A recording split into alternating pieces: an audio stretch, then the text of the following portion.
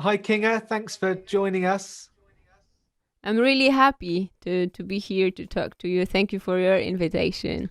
You're one of our newest Rotosound artists, and yeah, we saw a lot of your videos on YouTube and Instagram, and you're an amazing player. And you were playing the strings before we got in contact with you, so it was a really good thing to kind of make it happen and be able to welcome you as part of the Rotosound family. That's really cool. Yeah, thank you. I'm really happy to have your strings, actually. Have you been using them for your entire time you've been playing bass, or more recently? Um, the story with strings on my bass it's a bit funny because when I started to play on the bass, I didn't have my own strings. I usually got strings from my uncle because he is a bass player. Okay. So when he took off his strings, he gave me his strings and I boiled them to have them more fresh, and I put them on my guitar then. So for a few years I was doing like this with my strings, and after a few years I bought my first pack of strings, and it wasn't Rotosound, but I was so happy to have fresh new strings. It was like, wow, it's so good. Yeah, it is. And when I started to work with Aguilar for a bit time, the guy who was working with this company, he showed me Rotosound string and he said, cool, you have to check these strings. And was like, okay, I don't know these strings. I've never played on it, but I want to try. So I tried, and I remember clearly when I was sitting at home in the living room and putting on these strings, and I was like, I'm curious if strings can make such a huge difference on the sound of the bass. And it is. I totally know. I'm convinced that strings makes everything. Yeah. Big difference. Yeah. I mean, Rotosound are quite known for having quite bright sounding strings for the round wound strings. So going from like not secondhand boiled strings, and then the new strings, and then Rotosound. Yeah, it's so cool. Because a lot of guys like yourself who make use of harmonics and different techniques, you kind of need that brightness, right? Yeah, but I use nickel. It's nickel strings, right? Yeah. So it's really soft sound. Sure. And I really like when I put them on the bass, it's not so bright. Okay. So at the first concert, I don't have to be afraid that people will have too much brightness of my bass. And they are really soft and clear as well. So I really like these strings. Yeah. We had a question from someone on Instagram called Chad the Builder, and he asked whether you use different types of strings depending on different bass guitars, like maple fretboard compared to rosewood fretboard, maybe. Whether you use different types of strings. I most of the time I play on my Fender jazz bass, and there I use Rotosound strings at a 66 LN. And on my second bass, Greco Gibson EB3, I use flat wound strings, and I don't remember the brand, but for sure I will have yours as well on this bass, but I use flat round strings on this bass, and most of the time I play on these two basses.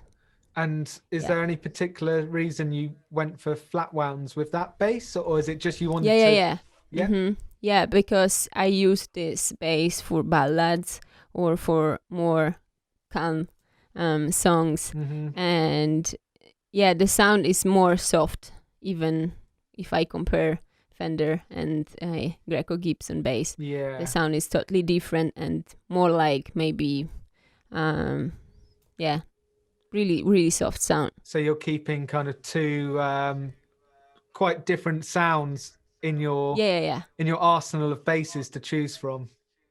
Yeah, exactly. Yeah. We're premiering this as part of NAMM's Believe in Music Week. And I wondered if you've ever been to one of the NAMM shows before. I've never been there. Okay. I've never been in United States as well. So I didn't realize you hadn't played in America. You'd never. Yeah, I've never been there. Yeah. And I've never been at NAMM show as well. I've always watched it on YouTube, some videos or something. And I was thinking like, whoa, it's a huge event and many musicians and such a great opportunity to meet people face to face and listen to music and to know the equipment, many cool devices, strings, everything. So I hope soon we'll be able to go and to meet with everyone. Yeah. Yeah, I think you'd love it for all those reasons you just said. You know, it's kind of like a... For the artists, when they come up to this booth, they're just like, it's like going in the world's biggest music shop. Yeah. You know, and you get to try everything. Yeah. You want to touch everything and play on every instrument. Did you have any plans for playing in the United States? Yeah, we had some plans to do that, but I also have to had a visa to play concerts there. Yeah, sure. So it's not that easy to get it. Yeah, it's more and now especially it's hard time to play concerts, so we have to wait a bit. And I hope in the near future I can go to States. Yeah, because it's a dream, to just go there and see places and play there. I think you must have so many fans in America as well who've just seen you play on YouTube and stuff. So I think, I don't know. You got to do it.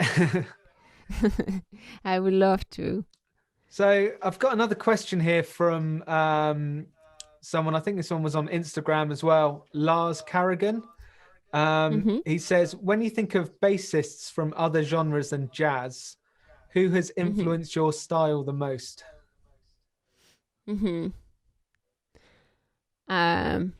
So I think when I think about this question, I didn't listen a lot of different genres when I was young. I mostly listened Jaco Pastorius and Marcus Miller. And then I opened my mind a bit. But when I think about Sting, I know that I always was amazed how cool is his singing and playing the bass in the same time. So I really appreciate people who can do, playing on the instrument and singing at the same time, especially with the bass. Now when I see Esperanza Spalding, she's playing on the double bass and she's singing crazy melodies. Yeah. I have a huge respect for her. But most of the time I was listening to jazz, and now I'm more open for different genres. I really like Joe Dart, but maybe it's also a jazz. I don't know. To be honest, I even don't want to call myself as a jazz musician. I want to be I don't know, just girl who play music. I think nowadays jazz is such a broad term, isn't it?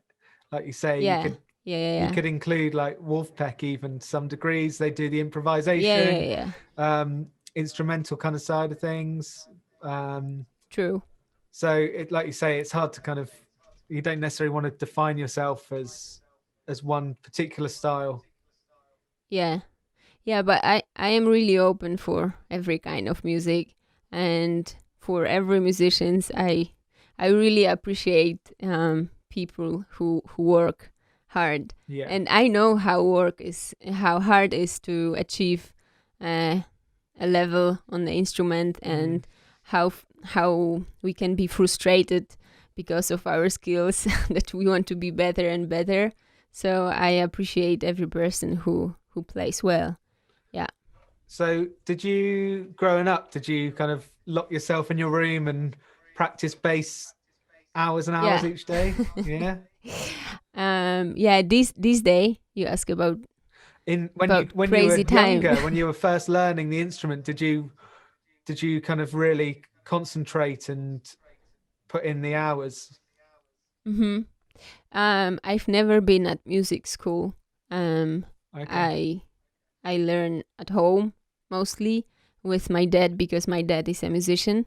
And we had family band. When I was 12 years old, I started to play some concerts. And then we released an album together with my family, with my brother on the drums and with my dad on the vibraphone. And I was the bass player. So most of the time my dad was teaching me how to think about music, what I should learn.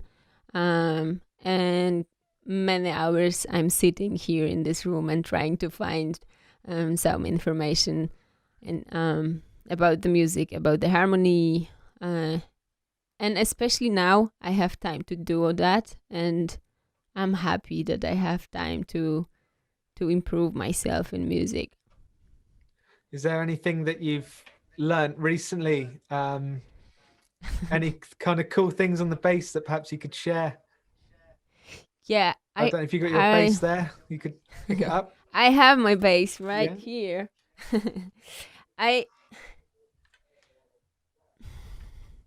Recently I'm thinking about the music, and I thought I would love to play on the bass as Nate Smith is playing on the drums. Because he is an example for me who can play simple beat and it touch your heart. Mm-hmm. And sometimes we are focused how fast someone can play, how huge harmony or something is in the song, and sometimes we forget about the rhythm, and I think rhythm is super important. Mm-hmm. And the funny thing is with bass, I was thinking about it right now, but maybe I should. I was thinking that even a simple bass line makes people happy sometimes, but it has to be on the time. Mm-hmm. So even if I play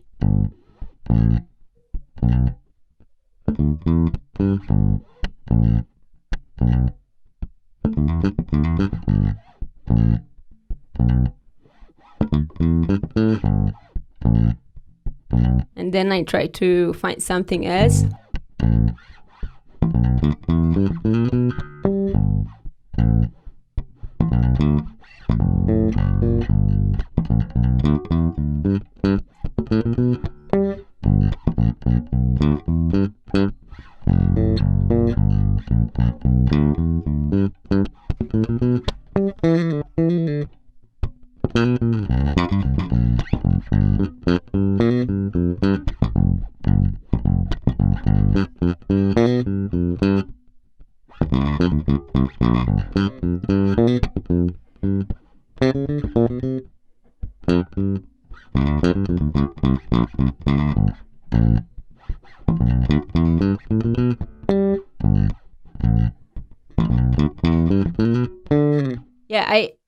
I just try to be focused on the rhythm first, mm-hmm. and then try to find a melody. And I just think I have to practice a lot to think about the notes, because usually, especially when I'm on the stage and you are in stress, you want to play a lot of notes because you think the space it's or I just should say the space in the music is really important. And the moment when we stop the rhythm and you can you have time to think about the notes. And even if I talk to you, if I would talk all the time, you will be bored. But if I play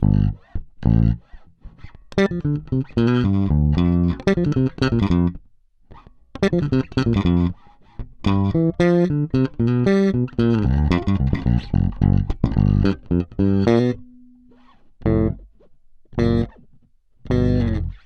have time to even to appreciate the notes because you can hear them clearly. Yeah, so this is what I think is important in the music. And I'm jealous sometimes if I see bass players who play fast and they are able to play so many tricks on the bass.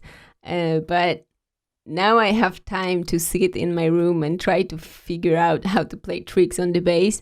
But also I want to be focused on playing clearly and to have good rhythm in my body and to... I don't want to prove anybody something. I want to enjoy the music. I want to be myself. Because sometimes I think we just want to prove that we play really well and we need appreciation. But I think I have time to learn. And I don't know. I'm a person who know how much I need to learn more. Mm-hmm. So I think it's a good time to do that. And when I go on the stage again, I hope I will improve and I will go many steps forward. Now I want to be focused on the music. I think what you said made a really good point about when you're on stage or you feel the pressure and you become self-conscious. I think perhaps something happens with your sense of how fast stuff's moving or slow stuff's moving. Like you say, you kind of, I've got to feel this space. Each note it's you really play hard. seems like it's got a huge gap between it. Whereas when you're in the audience, different experiences, Yeah, but it's really strange because the time between notes on the stage, you feel it different, totally different. Even if I play here, when I go on the stage, I feel time in different way. And usually we think we have to play a lot of notes because they are waiting for these notes and I can't stop. But it's not true. Sometimes they just need to have a space to think and to appreciate the music. Do you get a good sense from doing your YouTube videos of that? Because you're obviously in a very short amount of time recording yourself playing and then watching it back, and perhaps a similar thing with the timing. You kind of you see it's how really different helpful. it is. Yeah, it's really helpful to record myself because I'm a teacher for myself then. Because when I listen and I watch myself how I play and how I talk or something, I always do it many hours because I'm an ambitious person, so it has to be perfect. But I think it's really good way to learn and to improve skills on the instrument when you listen yourself after playing. Yeah, definitely. I've got a question from Matt Blakey.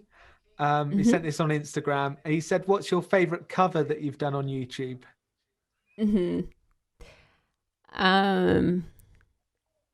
I did one cover of Bruno Mars song. Yeah. And I'm happy to listen this cover now. So I think it's my favorite if I had to pick one. And I think it's the longest cover I did on my YouTube channel, and I want to do longer versions of covers because usually I do 1 minute because on the Instagram you put only 1 minute and it's over. But this time with Bruno Mars I did a bit longer, so I would pick Bruno Mars. Yeah. Is that also because the bass line is fun to play? It's really fun to play. Yeah, Can you play it's us really a fun bit to now? play. Can you remember a bit now? I don't remember, and I recently was thinking that I should remember every bass line I create to the popular songs. I also like the last cover, Wolfpack. it was a huge challenge for me to learn it. Was that Deantown? It gets funkier. Oh, yes. Yeah, okay. Yeah. It's really hard also, but fun.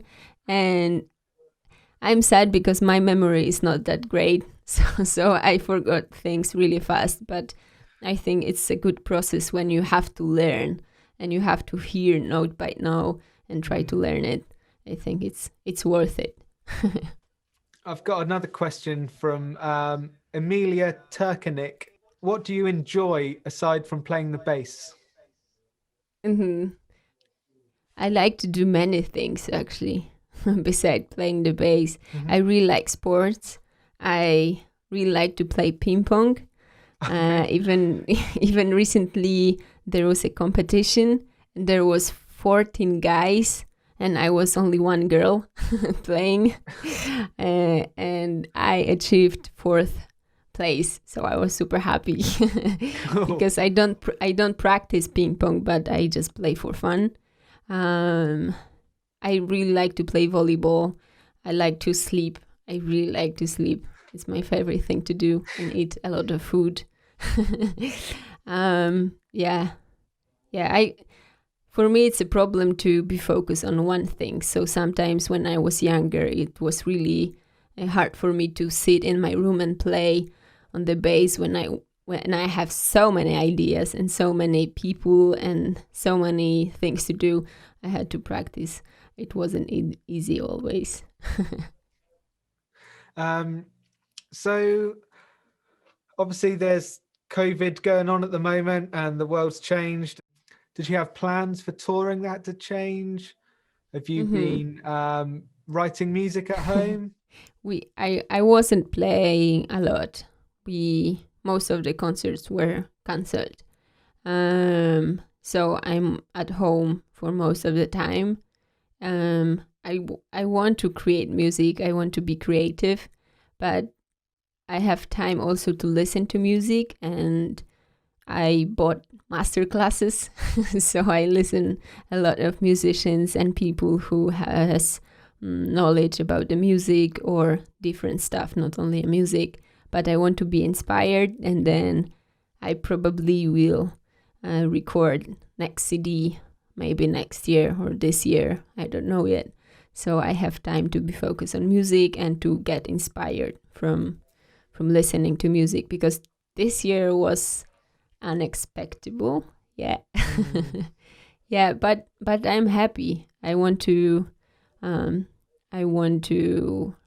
spend this time at home in a good way, and don't lose time for being sad. I want to be happy and enjoy the music.